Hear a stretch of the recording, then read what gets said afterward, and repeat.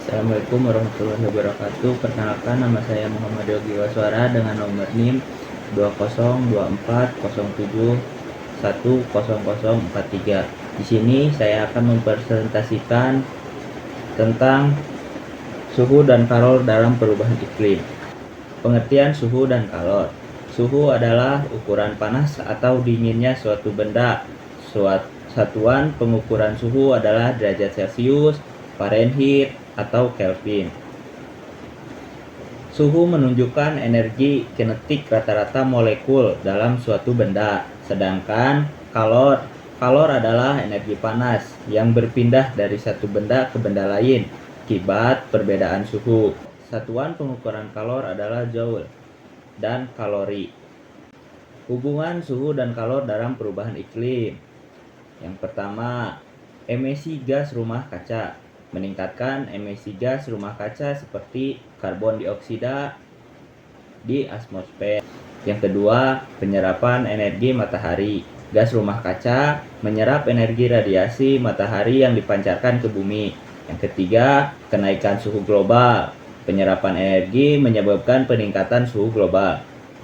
Yang keempat adalah perubahan iklim. Mengenai suhu global mengakibatkan perubahan iklim seperti meningkatkan frekuensinya dan intensitas peristiwa cuaca ekstrim. Dampak mengenai suhu global terhadap iklim. Yang pertama, meningkatkan permukaan laut. Kenaikan suhu menyebabkan es di kutub mencair, meningkatkan permukaan air laut dan mengancam daerah pesisir. Yang kedua, perubahan pola curah hujan.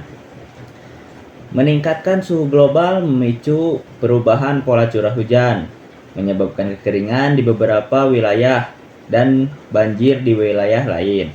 Yang ketiga, meningkatkan frekuensi peristiwa ekstrim. Kenaikan suhu mengakibatkan cuaca ekstrim seperti badai, gelombang pasir, dan kekeringan yang lebih terjadi. Proses transfer kalor di atmosfer, yaitu ada 3 tahapan. Yang pertama, radiasi. Energi matahari dipancarkan ke bumi dalam bentuk radiasi elektromagnetik. Yang kedua, konveksi. Udara hangat naik membawa kalor ke lapisan atmosfer yang lebih tinggi, sementara udara dingin turun. Yang ketiga, konduksi. Kalor berpindah melalui kontak langsung antara permukaan bumi dan udara di sekitarnya. Efek rumah kaca dan pemanasan global. Efek rumah kaca mengalami proses di mana atmosfer bumi menyerap dan memancarkan kembali radiasi matahari, menjaga suhu planet tetap hangat.